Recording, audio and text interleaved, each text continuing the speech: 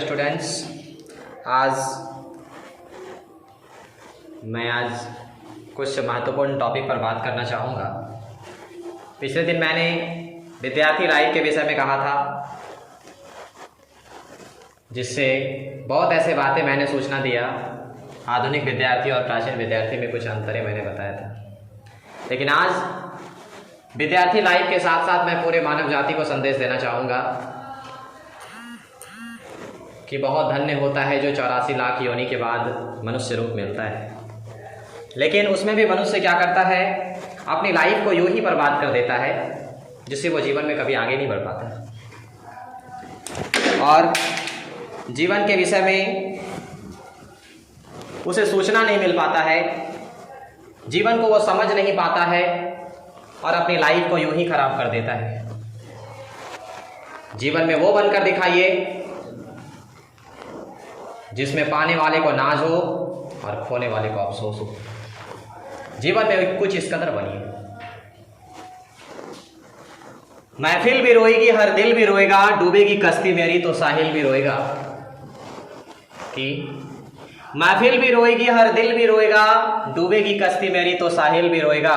इतना प्यार बांटूंगा इस दुनिया में है मेरे दोस्त, कि मरने के बाद मेरा आशिक तो क्या, मेरा कातिल भी रोएगा। लाइफ को सीरियसली समझने की कोशिश कीजिए। लाइफ में कुछ व्यक्ति स्ट्रगल नहीं कर पाता है और जीवन में जब दुख आने लगे तो कहता है हमारा किस्मत खराब है। किस्मत कभी किसी का खराब नहीं होता है। मेहनत में वो पावर है कि वो किस्मत की रेखा को बदल सकता है।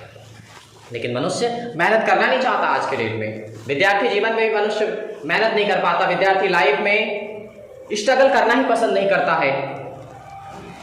मैथ ही बना रहे हैं तो सवाल बनाने में थोड़ा सा कष्ट हुआ तो उसे छोड़ देता है, जो गलत है। विद्या तो एक ऐसी धन है जो कभी नष्ट नहीं होती और विद्या अभ्यास से होती है। लेकिन इस चीजों का महत्व नहीं समझ पाता है। एक बच्चा जब मां के गर्भ में होता है, उस समय उसकी स्थिति, वो भगवान से हर पल विनती करता है कि हे भगवान, हमें उस दुनिया में लाओ, मैं अपार हृदय से आपकी भक्ति करूंगा और मानव जाति का कल्याण करूंगा। लेकिन जब वो इस धरती पर आता है, शुरू से 1 से 10 साल तक तो अपनी बाल्यावस्था में ही बीत जाता है। उसके 10 साल यूं ही पालने पोसने में, बड़ा होने में समय लग जाता है। लेकिन जो 10 के बाद जो लाइफ स्टार्ट होता है, 10 से 25 तक का जो लाइफ होता है ना, वो जीवन को एक नया मोड़ देने वाला लाइफ होता है। जैसे आप 10 साल की अवस्था में पहुंचते हैं, निश्चित रूप से आपका नामांकन हो गया होता है विद्यालय में और आप पढ़ाई शुरू कर देते हैं। इस समय कुछ विद्यार्थी अच्छी से पढ़ाई नहीं कर पाते, जिससे उसका जीवन, उस समय तो उसको अच्छा लगता है। ये जो समय है ना, ये समय गलत काम के लिए जल्दी अग्रसर हो जाता है। सही सोच कम आता है इस समय पर, जो विद्यार्थी समझ नहीं पाता है। एक व्यक्ति 15 से 16 साल में मैट्रिक कर लेता है, 18 साल में इंटर कर लेता है, 21-22 साल में ग्रेजुएशन कर जाता है। विद्यार्थी पढ़ तो लिया, लेकिन जीवन में सफलता ही नहीं मिला उसको। ऐसा क्यों? उसने जीवन को सीरियसली नहीं लिया, उसने पढ़ाई ढंग से नहीं किया, जिससे वो जीवन में सफल नहीं हो पाया। और कुछ ऐसे विद्यार्थी होते हैं जो इस जगह अपना पांव स्लिप करते हैं। पांव स्लिप करना मतलब फिसल कर गिर जाना। पांव स्लिप करना यानी ध्यान भटक जाना। आजकल कुछ ऐसे लड़का हुए हैं, कुछ ऐसे लड़का होते हैं जिसका दिमाग कांस्टेंट नहीं रहता, उल्टे पुल्टे सोच में जा रहा है, कुछ से कुछ वो सोचता रहता है। आजकल हमारे समाज में कुछ अजीब अजीब सिस्टम देखने को मिलता है विद्यार्थी लाइफ में। आजकल पता नहीं ये विद्यार्थी को हो क्या गया है, गर्लफ्रेंड, बॉयफ्रेंड, ये वो, दिस दैट में बिजी रहता है। विद्यार्थी लाइफ को बुरा रास्ता में ढकेलता है। इस साल 10 से 25 साल का जो लाइफ है, इसमें विद्यार्थी अपने जीवन को अगर संभाल के रख ले तो जीवन में बहुत कुछ कर जाता है, लेकिन इस लाइफ को समझ नहीं पाता है। और विद्यार्थी बहुत सारे होते हैं क्लास में पढ़ने वाले, उसमें कुछ विद्यार्थी बहुत अच्छा नंबर लेके आ जाता है, तो जो विद्यार्थी कम पढ़े लिखे हैं, जो कम पढ़ते हैं, दिन रात इधर उधर में टाइम बर्बाद करते हैं, उसका रिजल्ट अगर खराब हो जाता है तो क्या बोलते हैं, हमारा किस्मत ही खराब है, हम अच्छा नंबर नहीं ला पाए, वो बहुत अच्छा नंबर लेके आ गया। तो किस्मत को कभी दोष न दें, आपने मेहनत नहीं किया, जिसने मेहनत किया है जीवन में बहुत सफलता पाया है। इसलिए मैं उनको कहना चाहूंगा कि अपनी मंजिल को भुलाकर जिया तो क्या जिया है दम, तो उसे पाकर दिखा। कि अपनी मंजिल को भुलाकर जिया तो क्या जिया है दम, तो उसे पाकर दिखा। लिख दे खून से अपनी कामयाबी की कहानी और बोल उस किस्मत को है दम, उसे तो मिटा कर दिखा। विद्यार्थी यूं ही अपने आप को खोजता रहता है, वो मेहनत खुद नहीं करता है लाइफ में और कहता है हमारा किस्मत खराब है। किस्मत कुछ कभी खराब नहीं होता है इंसान का। 10 से 25 के लाइफ में उन्होंने अपने आप को संभाल लिया तो एक अच्छा मानव बनेगा वो, एक अच्छा मनुष्य बनेगा वो, जिस पर किसी को भी विश्वास रहेगा। समाज में कुछ ऐसे व्यक्ति आपने देखा होगा जिसे कोई देखना पसंद नहीं करता है, और कुछ ऐसे व्यक्ति देखा होगा जिसे देखकर बहुत अट्रैक्टिव होता है, आकर्षित हो जाता है, नहीं बहुत अच्छा व्यक्ति है, इसके पास रहना चाहिए, बहुत अच्छी ज्ञान मिलेगा। इसलिए खुद को कुछ इस कदर बनाइए, आपके अंदर कभी घमंड नहीं आना चाहिए। कहा जाता है कि ज़्यादा तूफान हो तो कश्ती डूब जाती है और ज़्यादा घमंड हो तो हस्ती डूब जाती है। अपने देश के काम आना चाहिए, अपने परिवार के काम आना चाहिए, अपने समाज के काम आना चाहिए। कि जो भरा नहीं है भावों से जिसमें बहती रसधार नहीं, और वह हृदय नहीं है पत्थर है जिसमें स्वदेश का प्यार नहीं। भारत एक आध्यात्मिक देश है जिसने सत्य और अहिंसा का पाठ पूरी दुनिया को पढ़ाया। भारत में जन्म लेने वाले हर एक मनुष्य में देवता का वास है। भारत की धरती पर जन्म लेने वाला मनुष्य ही धन्य है। ईश्वर भी इच्छुक होते हैं, इच्छुक रहते हैं कि हमारा भी जन्म भारतवर्ष की धरती पर है। खुले शब्दों में ईश्वर ने कहा है कि भारत की धरती पर जन्म लेने वाला इंसान खुद में एक भगवान है। लेकिन क्या इस एज में अपने आप को खराब करने के बाद वो जीवन में कभी आगे बढ़ पाएगा? जी नहीं। 10 से 25 साल का लाइफ उसे काफ़ी सेटल करके चलने को है। इसके बाद आपकी शादी का उम्र हो जाता है। अगर 10 से 25 के बीच में आप अच्छा जीवन जी लिए हैं, खुद को राजा बनाकर जीना सीखे हैं, तो इतना ध्यान रखिए, एक लड़की के सपने में हमेशा राजकुमार आता है,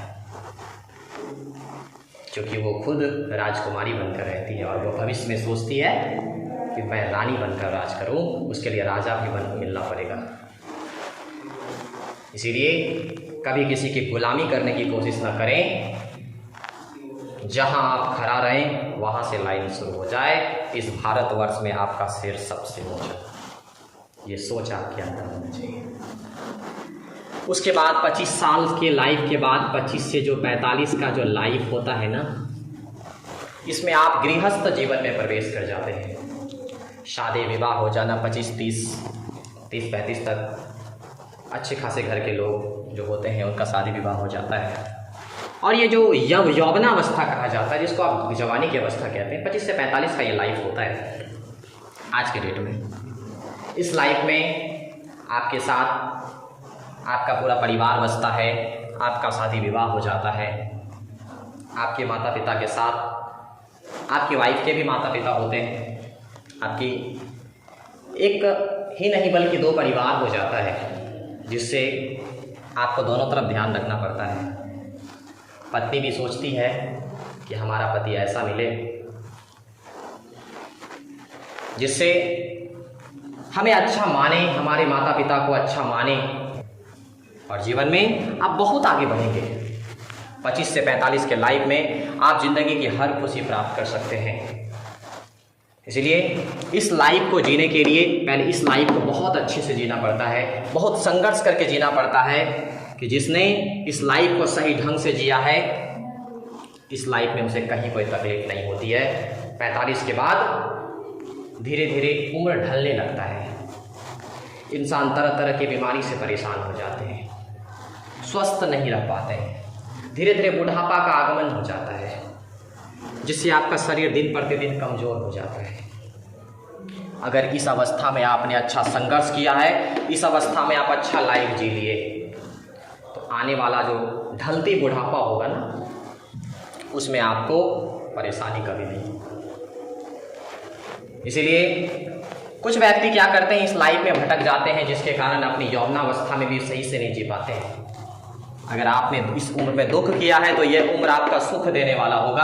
अगर इसमें ही आप भटक गए हैं और इसी में सुख खोजने की कोशिश किए हैं तो 25 के बाद 45 ही नहीं, सारा जीवन आपका दुख में रहता है। इसीलिए मैं यह बताना चाहूँगा आप सभी को, जीवन को बहुत करीब से समझें। जीवन इतना आसान नहीं है। मैं अगर बता रहा हूँ इस टॉपिक पर, तो ये पूरे मानव जाति को, मैं सिर्फ विद्यार्थी लाइफ को ही नहीं, पूरे मनुष्य जाति को ये संदेश देना चाहता हूँ कि धन्य है यह मनुष्य रूप जो 84 लाख योनि के बाद मिलता है। इसे यूं ही ना गवाएं। ये जीवन मिला है आपको कुछ कर दिखाने का। कुछ ऐसा कीजिए कि मरने के बाद भी आपकी जय जयकार हो, आप मर कर भी अमर रहे। कुछ यूँ इस कदर अपने लाइफ को बनाइए। जन्म तो सभी लेता है, लेकिन उसी में कुछ ऐसे इंसान होते हैं जिसका नाम बहुत रोशन हो जाता है। तब बड़े उम्र वाले व्यक्ति कहते हैं, ये देखो हम 45-50 साल के हो गए, ये तो आज का लड़का हमसे भी महान बन गया। तो मनुष्य ने अगर ठान लिया है कि इस एज में हमें स्ट्रगल करना है,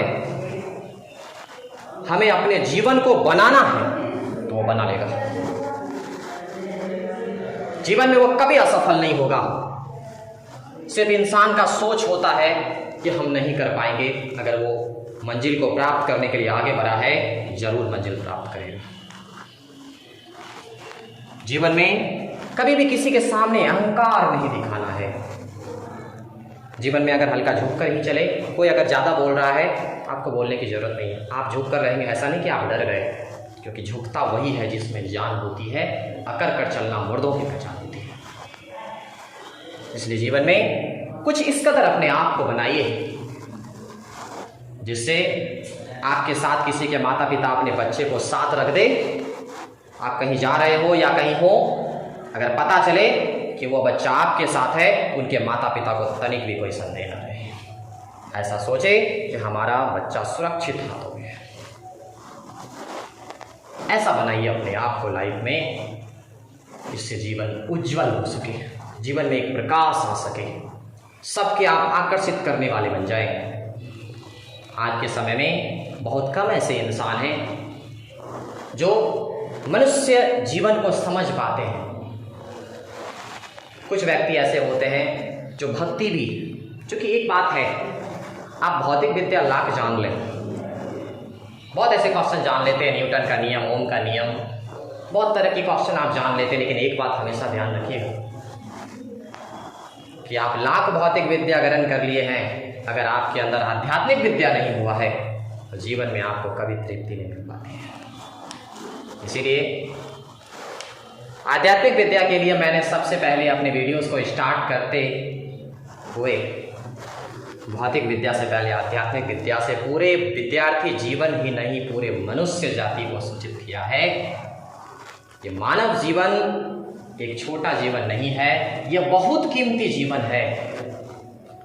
और कीमती जीवन में भी आपके पास ज़्यादा समय नहीं है, केवल 10 से 25 साल का उम्र मिलता है।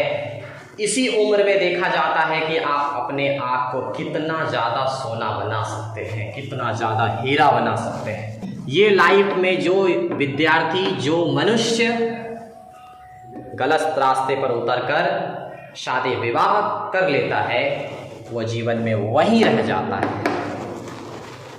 इतना ध्यान रखिए कि जीवन में किसी का पति बनने से पहले करोड़पति बनने की कोशिश जरूर कीजिए। ये मैं हर संभव कहना चाहूँगा। आपके पास अपना घर होना चाहिए, अपना मकान होना चाहिए, अपना गाड़ी होना चाहिए, कि आपका सोच वो होना चाहिए कि जिस गाड़ी पर मैं बैठ कर जाऊँगा, दूल्हा बनकर वह गाड़ी खुद मेरे नाम से रजिस्टर्ड होना चाहिए। ये सोच होना चाहिए आपके अंदर। लेकिन आज बहुत व्यक्ति क्या करते हैं, कम उम्र में मैरिज करने की कोशिश करते हैं और लड़की वाले पे डिपेंडेंट हो जाते हैं, हमको तो ये मिलेगा वो मिलेगा, अपाची लेंगे, 4 व्हीलर लेंगे। क्या आपके अंदर वो साहस नहीं, क्या आपके अंदर ये साहस नहीं इस उम्र में स्ट्रगल करके जीवन की हर खुशी को पूरा कर ले? जो नहीं कर पाता है और दूसरे के बल पे आश्रित रहता है। सेल्फ डिपेंडेंट बनिए कि लड़की के माता पिता भी आपके हाथों में देने से तनिक भी सोचे नहीं और आप उनके विश्वासी बन जाएं। कुछ इस कदर बनाइए अपने लाइफ को। तो मैं ये सूचना देने की कोशिश किया कि 45 के बाद आपकी लाइफ ढलने लगती है, वृद्धावस्था आने लगता है, हाथ पैर काम करना बंद करने लगता है। लेकिन इस उम्र में अपने आप को अगर चमक लाए हैं तो जीवन में आपके पास हर कुछ पर्याप्त होता है और जीवन में आप कभी नाराज नहीं रह सकते और जीवन की हर खुशी आप प्राप्त कर सकते हैं। क्योंकि आप जितना शिक्षित बनते हैं, आपके आने वाला पीढ़ी भी उतना ही शिक्षित, उससे कहीं ज़्यादा शिक्षित हो जाता है और आपके जीवन में कष्ट नहीं आने देता है। इसलिए नींव सही है तो मकान बिल्कुल सही होगा। इसीलिए अपने जीवन को जितना मजबूत रखिएगा, आपके साथ आने वाला भविष्य सुरक्षित हो जाएगा। इसलिए जीवन को समझने की कोशिश कीजिए। यह मैं बता रहा हूँ जीवन का रहस्य। एक बहुत कीमती बात आज मैंने बताया, इसलिए कल इसी से संबंधित मैं एक टॉपिक लेकर आऊंगा जो आज हमारे मानव सभ्यता के लिए घोर अभिशाप बनता जा रहा है, जिसका नाम है दहेज प्रथा। जिसके कारण आज लड़की के माता पिता योग्य वर के हाथों नहीं सौंप पाते हैं लड़कियों को, अपनी बेटी को योग्य वर के हाथों नहीं सौंप पाते हैं।